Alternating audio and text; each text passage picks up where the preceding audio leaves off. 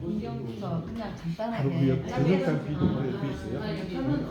공감의 경력비 그 옆에 전력단비가 네, 따로 있어요. 바로 네, 옆에 말씀해 있어요. 주세요. 네, 김수희 아니, 선생님 그러니까 먼저. 떨어져 있어요. 아니 그 안에 바로 옆에. 네, 김수희 선생님 일어나서 읽어주시면 좋을 네. 것 같아요. 저희가 좀 간단하게 썼고요. 또 네. 소감을 쓰라고 이렇게 물어보니까 뭐 아무거나 이렇게 쓰셔도 됩니다. 여기 보시면 분위기를 쓰셔도 됩니다. 분위기를 써도 되고 하라고 해서 저는 이렇게 썼어요. 짧게 썼습니다. 이제 분위기 파악을 위해서. 네. 오늘 처음 참석한 타오르강 모임에 참석하게 되면 정말 감사드립니다.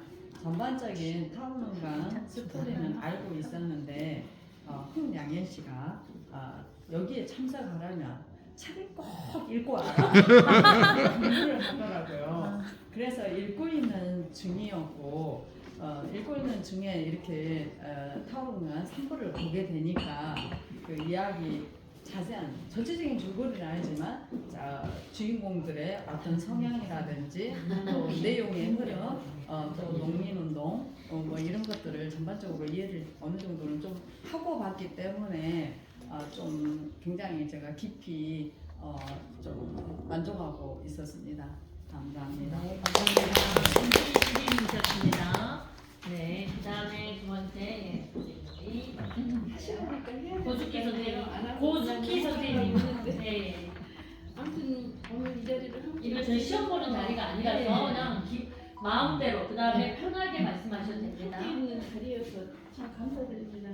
우연한 기회에 지금 그 평소 듣고 왔고 느꼈던 그 얘기를 재정립하면서 볼 수 있는 계기가 됐었고 일제시대에 빼앗긴 땅을 되찾기 위해서 가난 속에 궁핍한 생활을 하며 땅을 개척하고 살아가는 농민들의 생명력 그리고 양반과 노비세습 또 목포와 영산강의 연고이노동 신분제 등의 문제점들을 뒤돌아볼 수 있고 좀 집에 가면 다시 좀 찾아보고 그래야겠다는 계기가 되었습니다. 의미 있는 시간에 감사드리며 차분히 마무리하고 찾아 읽어보겠다는 생각을 되새겨 다시 해봅니다. 네, 감사합니다. 네. 우리 교육의 선생님 간만에 두 번째밖에 아니어가지고 뉴 페이스 나왔습니다. 뉴 페이스 대우. 교육의 선생님의 이야기를 좀 듣도록 하겠습니다.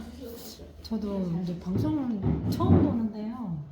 제가 감상문을 쓰고 읽으려니까 너무 부끄럽다.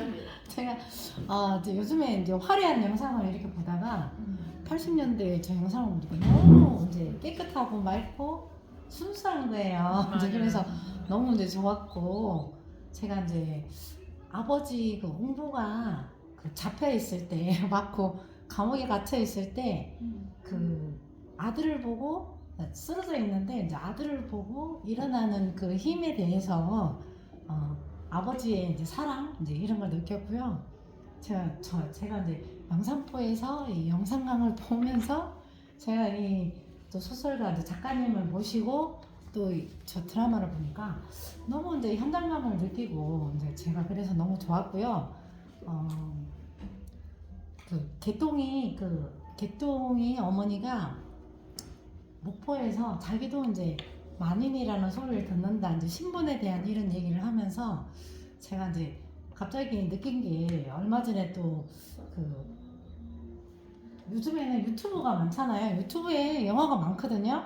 네, 베토벤을 제가 봤는데 베토벤이 이제 그때 이제 귀족주의였잖아요. 귀족 시대였잖아요. 죽기 전에 이제 한 얘기가 생각이 나요. 이제 이 신부는 자기가 죽으면서 한 얘기가 신부는 바뀌지 않는다. 이제 그런 얘기를 한 게 이제 생각이 나더라고요. 그런데 이제 바뀌었잖아요. 세상은 이렇게 바뀐다. 네, 작가님께 이제 제가 모시고 이렇게 이 모임에 참석하는 이 부분이 너무 이제 감사하고 네 그렇습니다. 그리고 송경 선생님이 오늘 수시는 안 하셨는데 오늘 그냥 느낌 소감 한마디만 해주세요. 네, 샤이하시지만 그냥 편한 대로 말씀해 주셨네. 그래야지 또 이름을 우리가 또 익혀요. 네, 일어나서 잠깐 오늘 참여하시면서의 소감만 말씀해 주시면 됩니다. 송경옥 선생님이세요. 송경옥. 저를 작가님 모시고 이 자리에 참석했다는 그 자체만으로도 감사하고요. 제가 지난번 일본 영산포의 그 적상 가옥이 그 문학관으로 바뀐 거에 대해서 사실은 조금 그렇게 방문했었을 때 왜 굳이 적상 가옥을 개조를 해서 여기다 문학관을 만들었을까 그런 의문이 들었는데요. 그 부분에 대해서 저는 이제 작가님 생각이 많이 궁금하더라고요. 오늘 참석을 했으니까 그 부분에 대해서 작가님 말씀을 들어보고 싶습니다.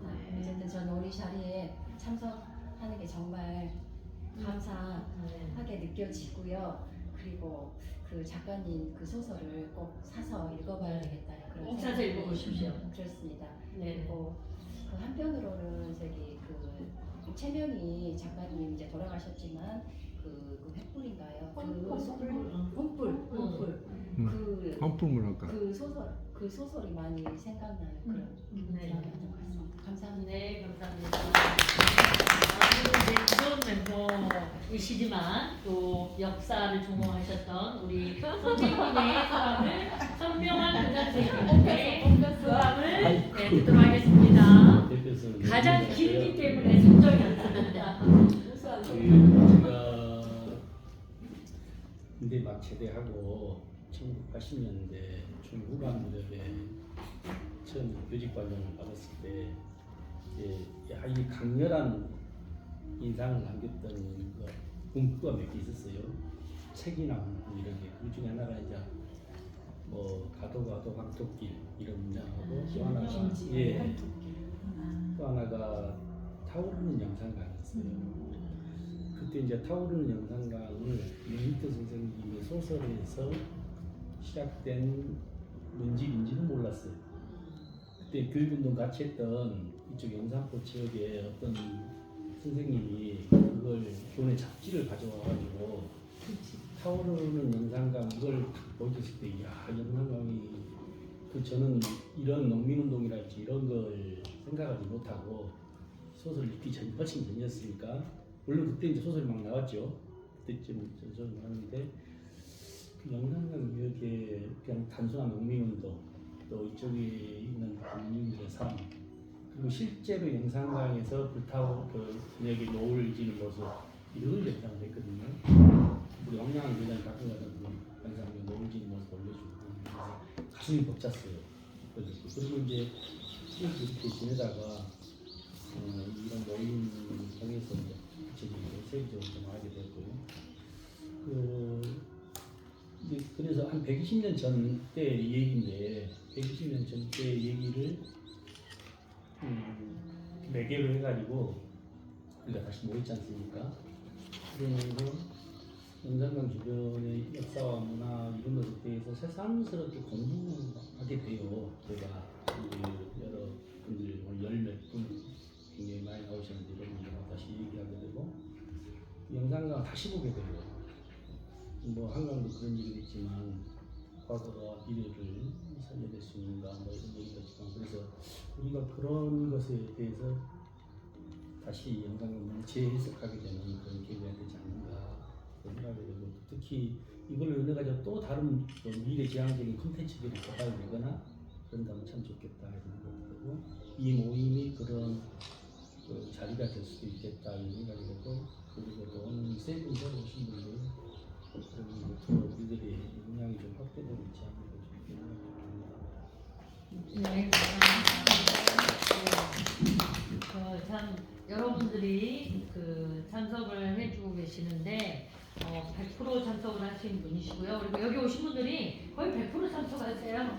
네, 그래서 지금 타오르는 강 3부를 보셨는데 전체적인 맥락을 다 이해를 못하셨어도 이 주인공의 웅보와 대부리의 삶 중에 웅보의 삶이 우리가 육본에서 지금 끝났잖아요.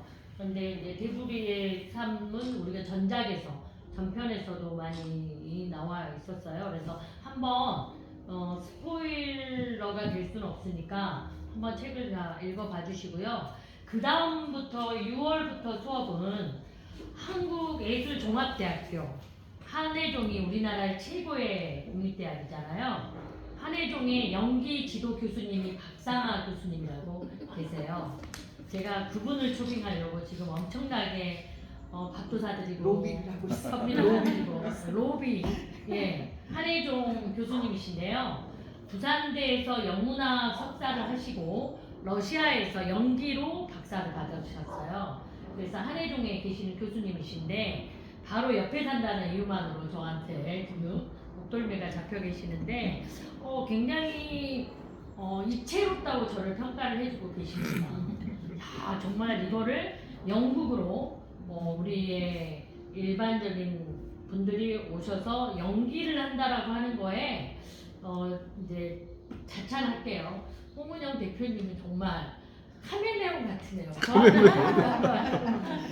그래서 연극을 여기 타오르는 강의 처음에 시작점인 왜 농민운동이 봉산면에서 시작이 된 거에 대한 배경이 나와요. 그때는 이제 노비의 문서가 사라지면서 이 사람이 그냥의 주어진 삶을 사는 게 아니라 내 삶이 노비로서의 삶을 개척하고자 하는 변화와 도전을 한 거잖아요. 그런 부분이 사실 이 시작에 문순태 선생님이 그걸 보고 자료조사 하시면서 신문기자도 계셨고 또 교수님도 하셨지만 그 내용으로 가지고 했다라고 하는 부분에 저는 영상 강의 가장 중기였고 그래서 박상아 교수님한테 설명을 드렸더니 너무 놀라워 하시더라고요. 그걸 혼자서 하려고 하세요? 그래서 아닙니다. 100% 다 참석하고 계십니다. 해서 손톱라이더는 그 우리 읍내라는 폴란드의 인민의 역사를 갖고 있는 그들이 미국에 가서 골든 시대의 변화와 도전 모험을 해서 한 마을을 살아가는 삶의 이야기예요.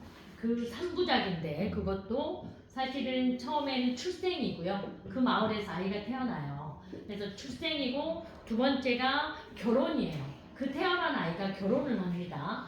그 세 번째는 죽음이에요. 그래서 삶이라고 하는 것은 출생과 나의 현재의 삶과 그 다음에 죽음이 한 인생을 끝나게 하잖아요.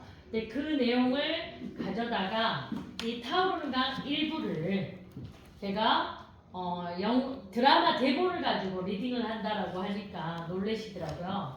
그래서 일부의 대본을 가지고 제비뽑기로 여러분들이 역할을 뽑습니다. 뽑아서 그 인물에 대해서 탐구를 해야 되는 거죠. 같이 낭독을 하면서. 그래서 손톱라이더의 그 우리 읍내라는 작품은 제가 서울에서 트리마제 성수도행에서 성인 수업을 했어요.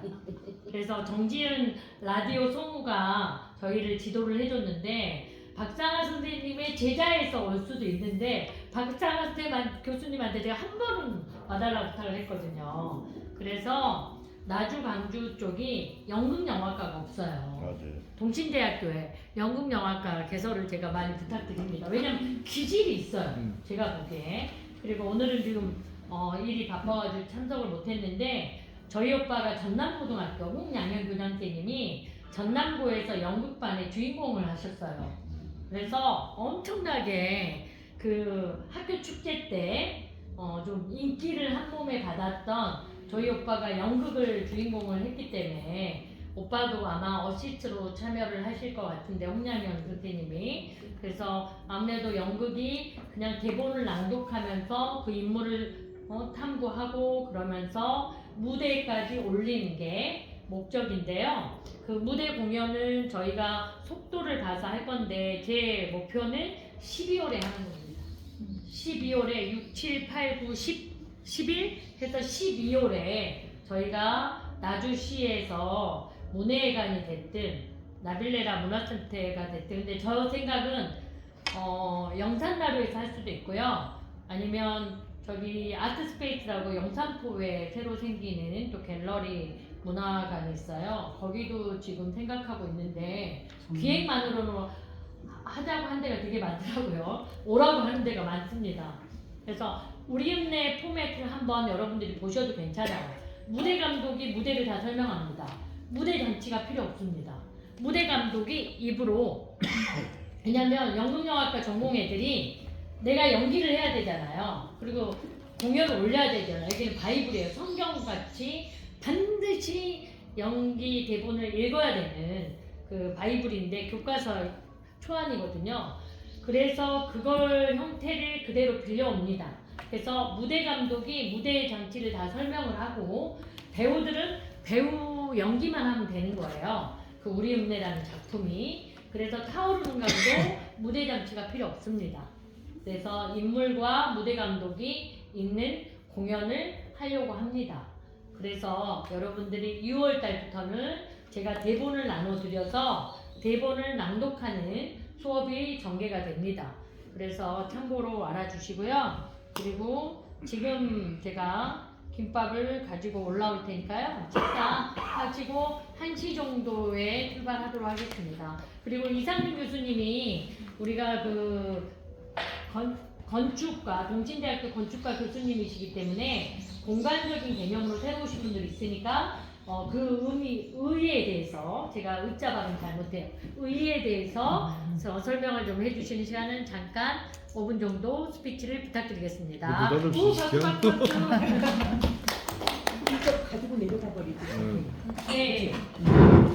아 여기 홍 대표님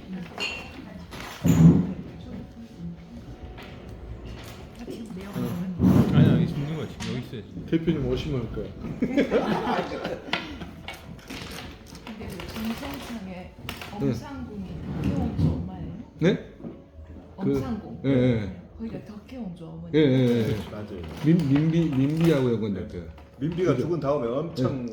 권세를 부린 역할. 덕혜옹주는 자기 엄마를 엄청 곱게 표현했는데 그렇게 오죽했으면 자기 아들을 어떻게든지 대한제국의 왕으로 하게 네. 하려고. 그렇구나. 그러니까 오죽했으면 이제 전쟁 끝나고 그냥 그 왕 제도를 없애고 그 다음에 그 손주 뭐 공주들 막 있었는데 다 불우하게 되었잖아요. 네. 그러니까 이제 왕족이.